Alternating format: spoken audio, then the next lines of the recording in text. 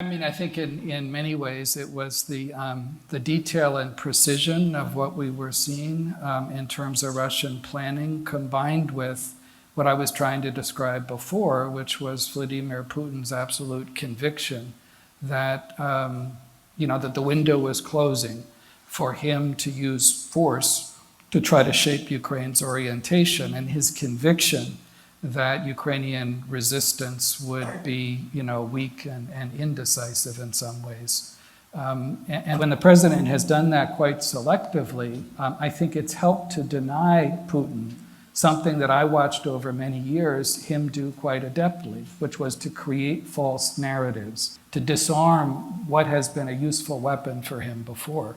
It is irresponsible, it's very risky, it's dangerous when people talk too much, whether it's leaking in private or talking in public about specific intelligence issues. I mean, both the White House and the Department of Defense have spoken to this publicly, so I don't have anything to add to that. I mean, the only thing, though, that I would say is that it's a big mistake to underestimate the significant intelligence capabilities that the Ukrainians themselves have. This is their country. They have a lot more information than we do and a lot more intelligence than we in the United States and amongst our allies do. It was a profound mistake. It was Putin's biggest mistake in planning for this invasion and then in launching it to underestimate Ukrainians. And I think it's equally a mistake for any of us to underestimate what they bring to the table in intelligence terms in defending their own country. I mean, what I would stress at the start is we don't see, as an intelligence community, practical evidence at this point of Russian planning for deployment or even potential use of tactical nuclear weapons. But, given the kind of saber rattling that you described, we've heard from the Russian leadership, we can't take lightly those possibilities. And so we stay very sharply focused as an intelligence service, as I know our counterparts in allied countries do, on those possibilities at a moment when, as I said before, the stakes are very high for Putin's Russia. And those risks, I think, in this second phase of the conflict are serious and shouldn't be underestimated. But again, we don't see practical evidence of preparations for that, at this stage as well. I think what the experience, the bitter experience in many ways, of Putin's Russia in Ukraine over the last 10 or 11 weeks has done is demonstrate that friendship actually does have some limits. Because I think it strikes us anyway that Xi Jinping is a little bit unsettled by the reputational damage that can come to China by association with the brutishness of Russia's aggression against Ukrainians, unsettled certainly by the economic uncertainty that's been produced by the war. Clearly the Chinese leadership is trying to look carefully at what lessons they should draw from Ukraine about their own ambitions in Taiwan. I don't for a minute think that it's eroded Xi's determination over time to gain control over Taiwan.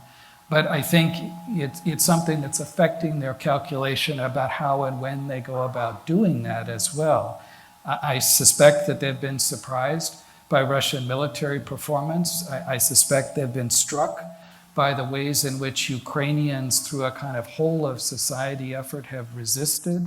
I think they've been struck by the way in which particularly the transatlantic alliance has come together to impose economic costs on Russia as a result of that aggression. So I think, these are things that they're weighing very carefully right now. As I said before, and I profoundly believe this, and more importantly, I believe the president believes this, that the biggest geopolitical challenge we face over the long term as a country is Xi Jinping's China. That's not to suggest that we should in any way underestimate the challenge posed by Putin's Russia, for example. I mean, he demonstrates in a very disturbing way that declining powers can be at least as disruptive as rising ones.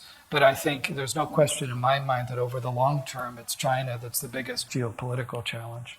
I come to you today from Washington, D.C., a city which remains as self-absorbed as ever.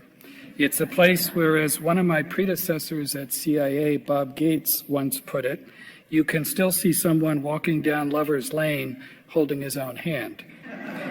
It's also a place not known for brevity in public speaking. Whenever I think of that elusive virtue, I'm reminded of a story about the famous author George Bernard Shaw. It seems that Shaw was hosting an event in London one evening, and the first speaker came up to him and asked how long he should speak for. And Shaw told him he should probably limit his remarks to about half an hour. The speaker looked at him in horror and exclaimed, "Half an hour? How am I supposed to tell them everything I know in half an hour?" Shaw paused and replied, "In your case, my advice would be to speak very slowly."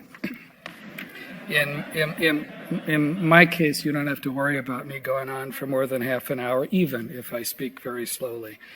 This is my first public speech as director of CIA after almost exactly 1 year in the job.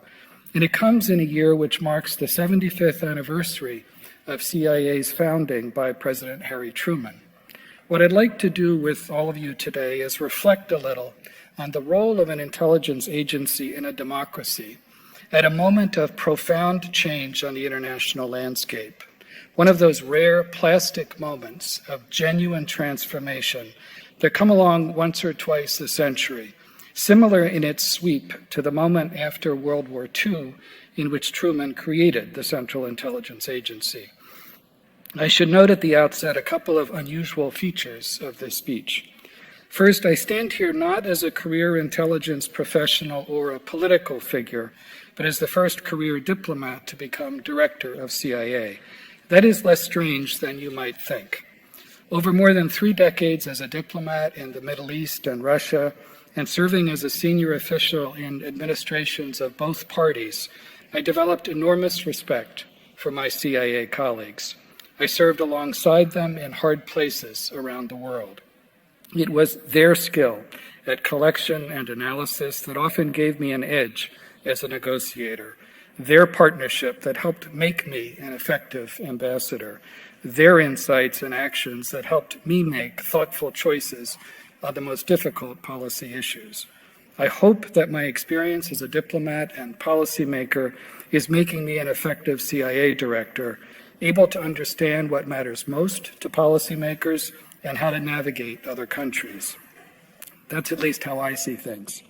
My wife and daughters, always my most loving and discerning critics, sometimes find it highly amusing that I'm leading an intelligence service, the world of James Bond and Jason Bourne and Jack Ryan. The truth, as they point out, is that I'm most comfortable driving a 2013 Subaru Outback at posted speed limits, and that the height of technological achievement for me are those rare occasions when I can get the Roku remote to work. The second unusual feature is that I'm making a public speech at all. Intelligence agencies are supposed to collect secrets and keep them, not talk too much about their work. We usually operate in the shadows, out of sight and out of mind. Our successes obscured, our failures painfully visible, and our sacrifices often unknown. But I'm convinced that in our democracy, where trust in institutions is in such short supply, it's essential to explain ourselves as best we can and to be as open as possible. Now, a certain amount of discretion is necessary, given the nature of our business and our responsibility to protect the agents and officers who risk their lives in support of our mission. But we have an obligation to help the citizens on whose trust we rely to understand what we do and how we organize our priorities.